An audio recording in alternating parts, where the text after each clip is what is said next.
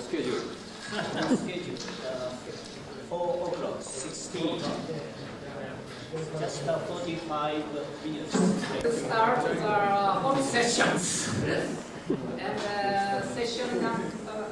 presentation number 12 by Heup Moon, Zhang Huang, and Niw-S from Seoul National University in Korea. The presentation title is Properties of the Nickel Tungsten Sulfur Aluminum Catalyst for Hydrotreating. Thank you. Before I start my talk, let me tell you about two things. One is my appreciation to the organizing committee of this symposium for inviting me, not inviting me, but for selecting me as an oral speaker. Although I do not belong to any of those 3 countries that this symposium is native to. And the second thing is about my personal study to compare Japan and Korea. I have visited Japan several times before. Every time I come to this country, I try to find some difference between the 2 countries. But unfortunately, I do not find much difference, not major differences, except that Japanese are richer than Koreans. So today, I think I found the big difference between the 2 countries. Summer weather. The temperature is high in Korea also, but the humidity is not so high in Korea. So now I understand that why Japanese are taking baths so frequently. And also I think I became to respect Japanese for their perseverance to survive this muggy weather. Let me go back to my academic presentation. Okay, my talk is about the effect of fluorine on the HDS activity of nickel tungsten sulfide catalyst supported on aluminum. And the next one, please.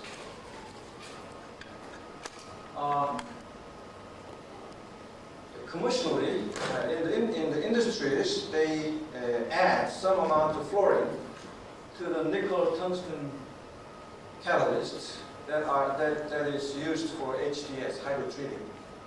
And we have decided to look into the reason why this fluorine is enhancing this HDS activity. And for that, we prepared this nickel tungsten catalyst treated with fluorine. And also for comparison, we studied this tungsten only and nickel only catalyst.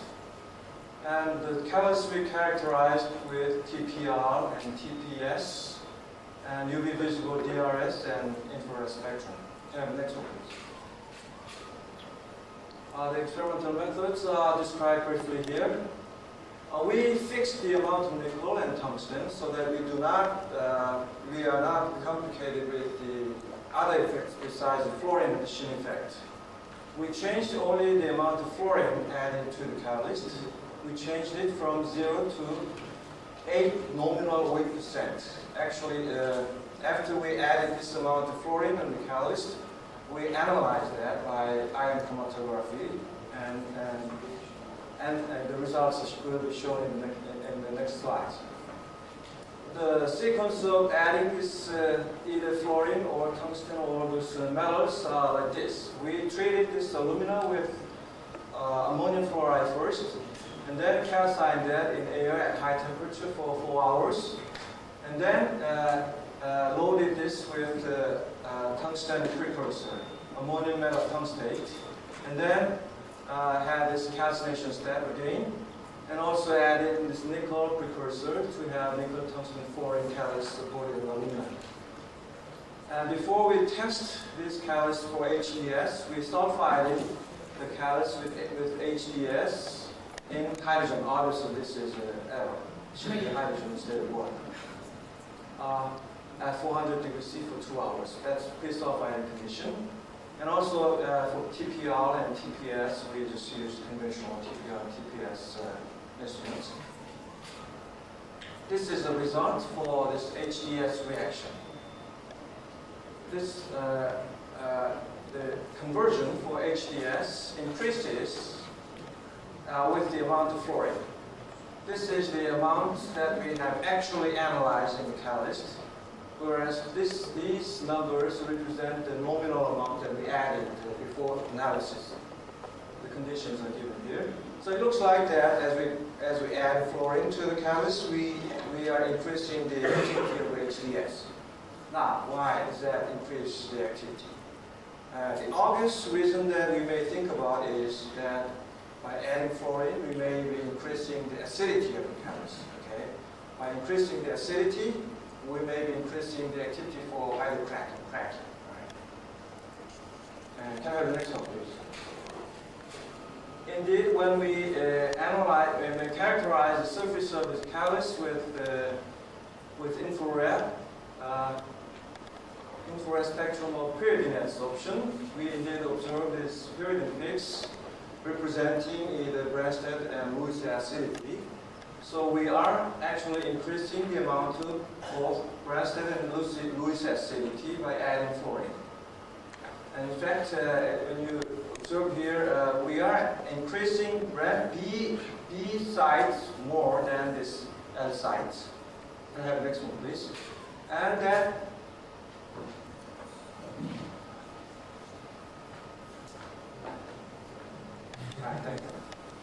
and that indeed increases this cracking activity. We use this normal heptane conversion reaction as a model reaction to look into the cracking, either cracking or isomerization reaction activity. So with the fluorine addition, we have the increase in the activity of isomerization and cracking, which is rather obvious, but okay. Now, is this the only effect of this fluorine addition? We believe that this is not the only effect of fluorine. We believe that there's another effect. So we've decided to characterize the surface with different methods, such as TPR and TPS. And the next one shows the TPR results. Can I have the next one, please? This result is for nickel only. As I told you, we prepared nickel-only catalyst for comparison. And this is for tungsten catalyst.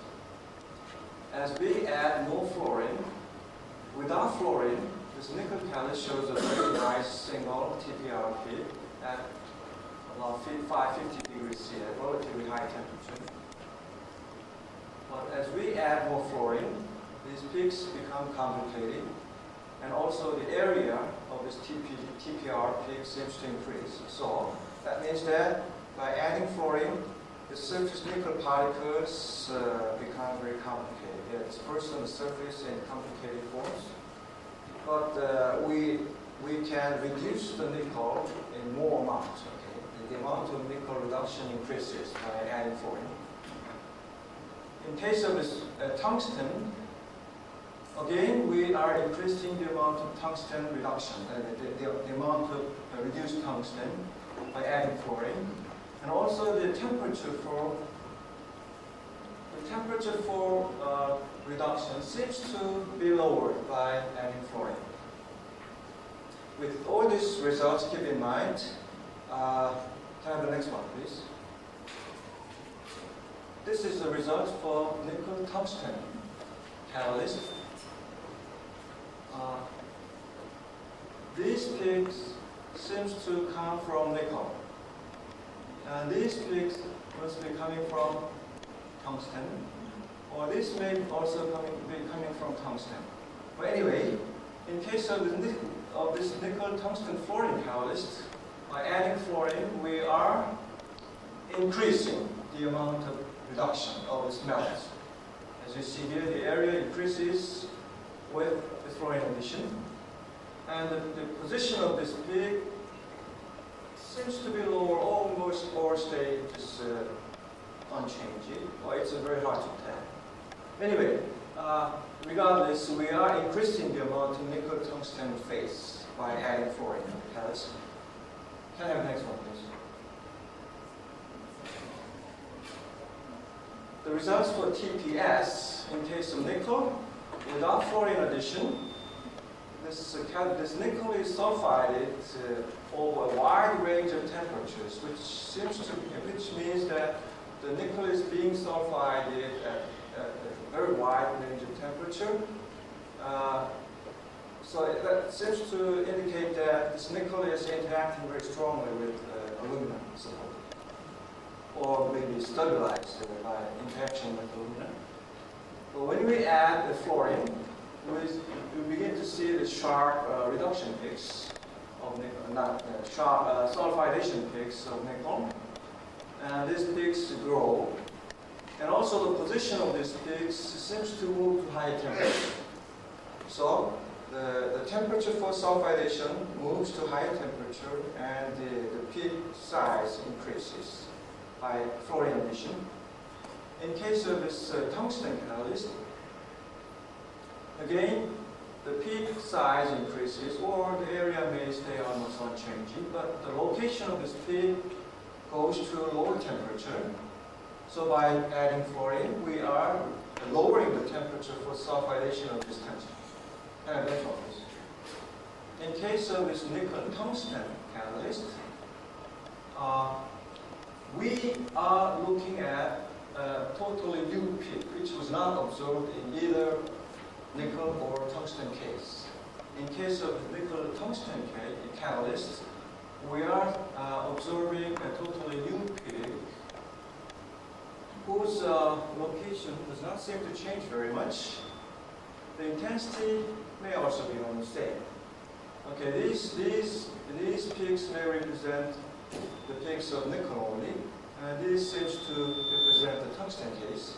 But here we have a new peak, and the position is around 370 or 380 something. So we are observing a new nickel tungsten sulfide phase. Here is the temperature by adding fluorine. Okay, in case of this catalyst. Can I have the next one, please? We also characterize the catalyst with DRS, diffuse reflectance spectroscopy. And the tungsten cannot be observed because it shows a very large charge transfer peak without any significant peaks. Just a large charge transfer band, background band. This is for nickel. It is, from the literature, it is said that these peaks represent octahedral nickel. And this one, any peak appearing here represent tetrahedral nickel. So by adding fluorine, we may be increasing this octahedral nickel peak, or at least they are being split into two peaks, maybe two different kinds of nickels. Next one, please. And this is for the case of nickel tungsten catalyst. Again, this is in case of nickel, we observe the peaks around here, on the left-hand side of this bar here, vertical bar. So we observe. This is In case of nickel, we observe the peaks around here, right? But in case of this nickel tungsten catalyst, we start to see the peaks which is broader than in the case of nickel. And as we add more fluorine, this peak seems to grow. This peak, particularly this peak, seems to grow to be a major peak in case of this 6.68% fluorine addition. So by adding fluorine, this phase, whatever it is, we will call it the nickel tungsten oxide phase, seems to grow as we observe by DRS. Next one, please. And also we observed the infrared spectrum of NO adsorbed on any of these catalysts. This is for nickel case. Did you focus this? Yeah. Anyway, this is for nickel.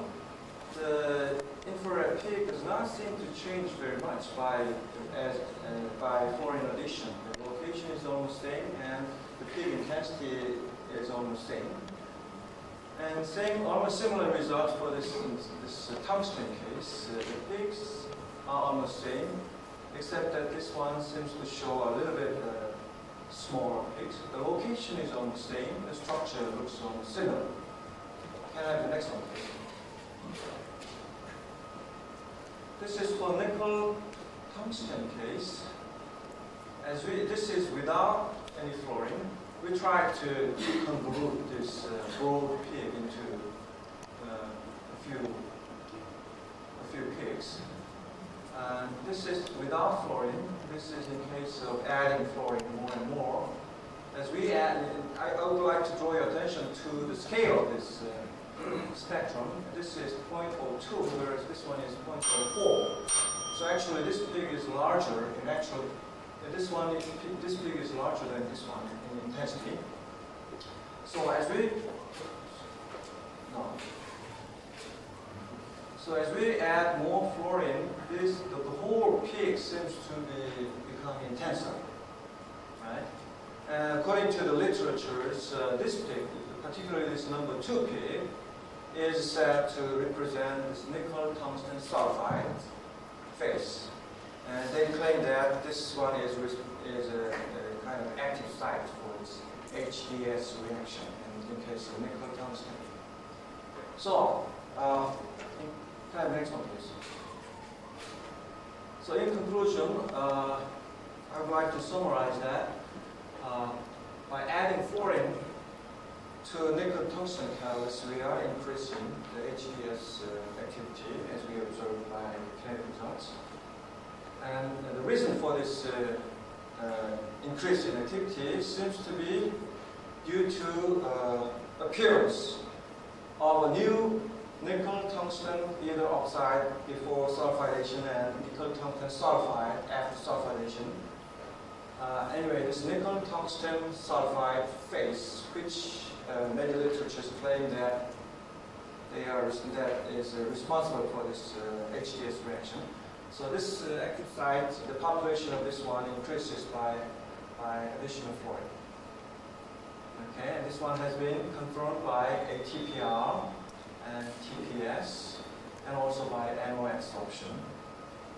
Okay, so again, this is summary. And nickel tungsten catalyst, this phase seems to increase by additional fluorine. Thank you for your attention.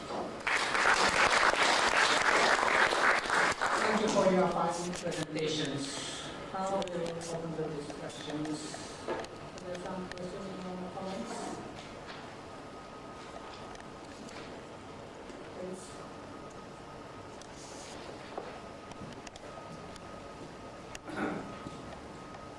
Tedoyama, Virginia Tech. Have you measured the activation energies for the reaction as a function of the fluorine content? No. You would expect them to remain approximately the same though, because it's only the amount of the active phase that's changing. Yes. Thanks. I'll try to measure it. Okay. Please. Hattori, Hokkaido University. I want to ask about the acidic side. You presented the conversion of heptane. I wonder if the selectivity of cracking against isomerization change with fluorine addition. We measured that. Although I did not present it here, we measured the selectivity, the product distribution between these isomers and cracked products. And they did change with the amount of fluorine. I remember that the cracked products increases by additional more fluorine. That means the active side I'm not quite sure. Active side for cracking and isomerization are different. I think so, yeah. You have I have to check my okay. paper, but I remember. So Thank you. I'll give you a detailed result after this. Yes. Okay. we know the pore size distribution of hydrotreating catalyst is very important. So did you see any change after you have the fluorine addition? No, we measured the pore size distribution. It did not change very much. No. Yeah, we were worried about that, so we checked it, but it did not change very much. Thank you. What's the rest of the ammonium fluoride? Do you treat alumina for a long time or just for a short time? If you treat alumina with long time hydrogen fluoride, I think there should be aging process that will check. That is possible, but we did not want to look into the effective treatment period. We just try to change only the amount of fluorine. Okay? So we just fixed the condition. And the treatment period was fixed at one. Treatment hours or minutes or? No, it was not very long. It was a few minutes. And then we calcined it at high temperature for 4 hours. So we are losing a lot of fluorine after this treatment. Thank you, Professor. Just time.